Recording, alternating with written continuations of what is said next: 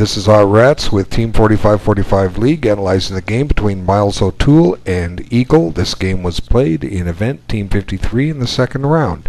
Let's have a look. Okay, the French.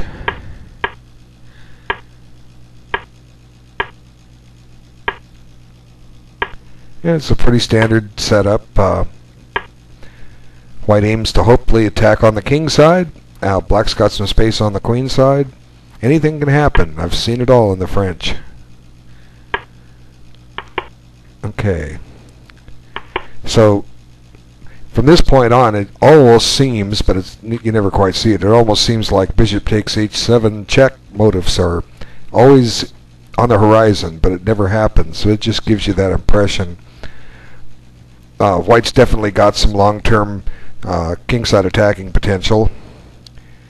See how black deals with it. Okay, f4 seems natural, makes room for the rook to come up. It does have the drawback, it shuts in this bishop. Notice, I just noticed right here, both sides have not developed their queen rook or their queen bishop. See how long this problem persists. Okay, b6, and black solves the problem of getting his bishop out.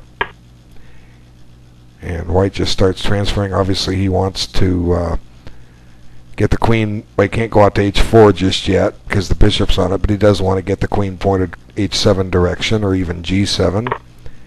And black trades.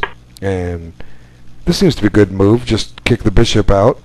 But what white could do if he wants is at some point just kick a3 and then the bishop's free to come back out so the rook can get developed. But actually white doesn't even bother doing that. White just starts going for the king. Queen g3, and I don't know, in retrospect, how's black going to defend this position? Is f5 feasible? Okay, the point of f5 is you're just trying to lock up the center and cut down the number of files that white has to open with, and if he takes en passant, the black pieces start getting better squares on the king side to help defend any attacking chances that white has. It's hard to say without deep analysis, and that's what these videos are for, to give you some ideas if you didn't consider them. A lot of people wouldn't make a move like that because, well, he just takes en passant and I have a backward pawn on the open file, and you don't look any further.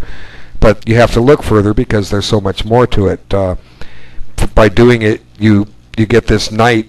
You take back with the knight's suddenly in play. It's on f6 and it's holding h7. It's given the queen another square to go to, d7. The bishop on e7 also has another square to go to. It has d6. Okay, and white's not really poised to attack that backward pawn, and black can hold it easily enough for a long time. So sometimes I'm not sure what black thought here. I'm just trying to throw some thoughts to you. If you're looking at this video, you might not want to play a move like f5 because it just violates principles, but at the same time it allows other principles. It gives you some squares for your pieces, and that's what you really need. You need squares for the pieces. The more moves your pieces have to make, the more potential you have to find some new squares for those pieces to go to, so they can make some damage in your opponent's position. So in retrospect, I don't know, this next move just seems to put black on a course of disaster.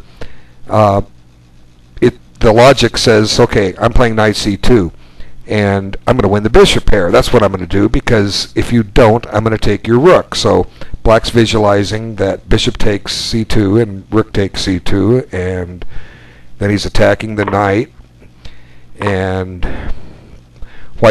he's killed a good portion of the white attack. White's no longer piling up on h7, and like I was just saying, white has to deal with that. Well, who knows? Maybe that rook could get in a little trouble here too. We don't know, but then again, maybe not.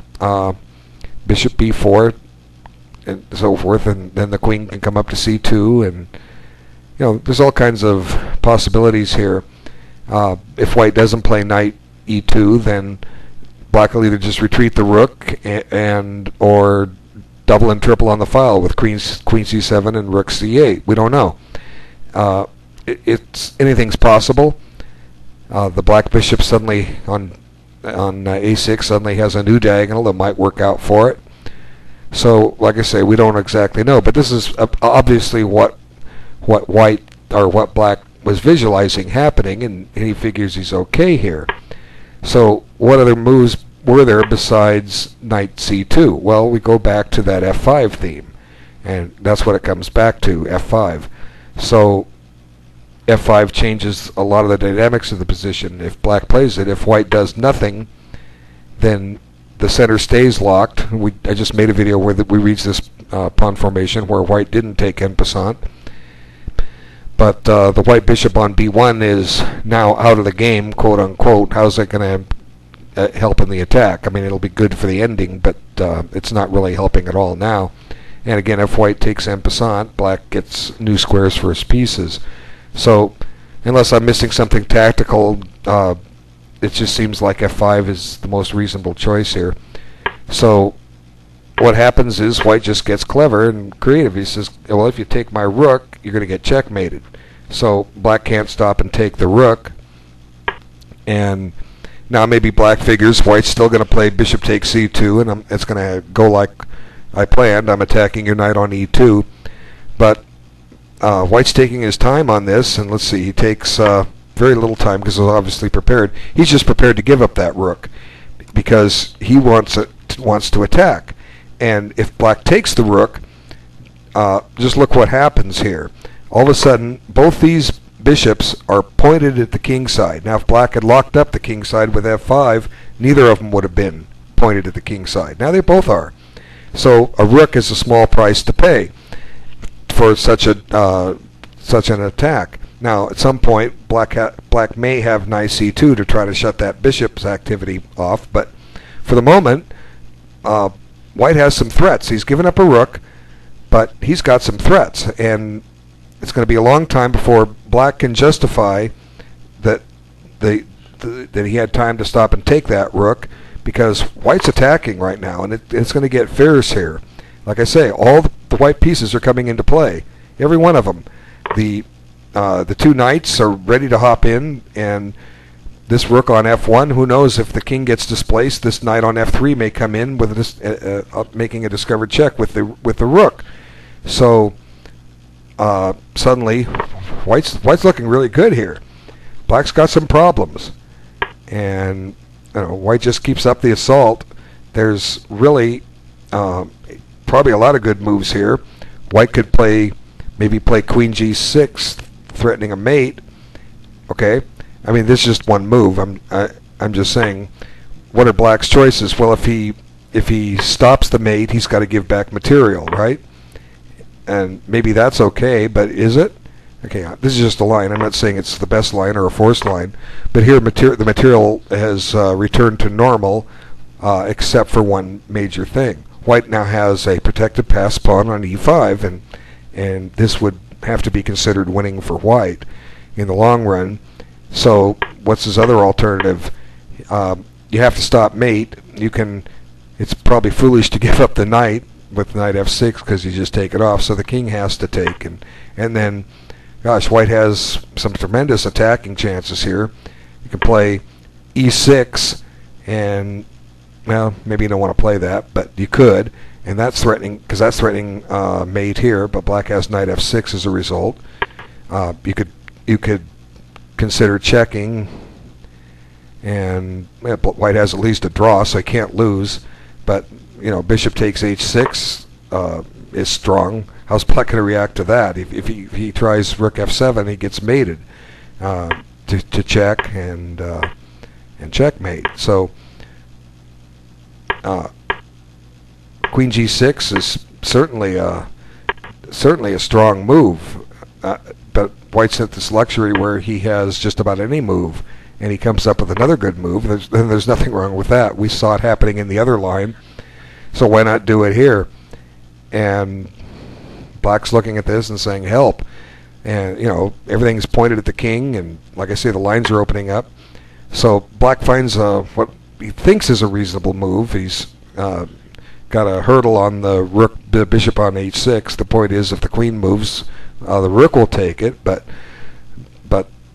in a way, this just forces white to play another sacrifice. He's already sacrificed a rook on a1. Let's just sacrifice another piece, and black has to take it. It's his only legal move. So moves like this are easy to analyze because you just have to see one move of the continuation, and the rest is easy. And then we just stop and give another check, and black, well, he could throw with a bishop in there, but I just can't see that being any good because you just take it. Let's just look at it. I'll show you for the fun of it. Okay. Oops. Got to do that first. Okay. In spite of everything else, white can play this. And the reason I'm showing it is that black has maybe some moves to try to recoordinate. Okay. He gets a tempo here, and the king runs. Okay, now it's black to play. What's white threatening? Well, white's threatening to play knight e6 check, double check, and win the queen. And how does black defend that? Gee, it's double check. Unless the king gets off the file, it's double check coming. You know, you don't want to play rook g6. White just takes it off, and black can ill afford to retake because another discovered check wins the queen. So what's black going to do here? Move the king? Where's he going to move it to? H8 or H6? Okay, fine. You know, gosh, white can probably pick his choice of wins here. Let's see. What if anything, we can just take this knight off. That's attacking a bishop and threatening a mate on h7. I mean, that's pretty gruesome. Yeah, let's just take the knight off. That's, like I say, that's gruesome. What's black going to do? He doesn't even have a spy check down here on c1. He can play rook h6 and cover h7. But if anything, white has knight f7 check, and that wins something. Wow. Okay, so you know, black just really has no move. So king h6 and then e6, which is pretty crushing. It does allow the knight to get over to f6, but black chooses to check here, check the queen here, and white just picks up another tempo with check, and now does this. And that's kind of a comedy of errors. White to play and do the best he can. Okay, pause the video. Okay, restarted. What does white do here? Well, white has a simple one-move win. It's right here. And he missed it. But that's happened before, so we're not going to criticize white for that. I guess he found it later. I'm sure he did, unless he didn't look at the game. I don't know what the spectators thought. I'm sure the spectators saw it and laughed or whatever. But, I mean, there's nothing wrong with what white did. He's giving a discovered check. I mean, that can't be bad. Where does black put his king? If he puts it on e6, it still gets mated on f7. No, he doesn't. He's got d6 to run to. But white has wins all over the place. I'm not gonna. Well, he does take it, but you know, like I say, white just crushing here. So bishop check. Now I guess he needs to run to d6.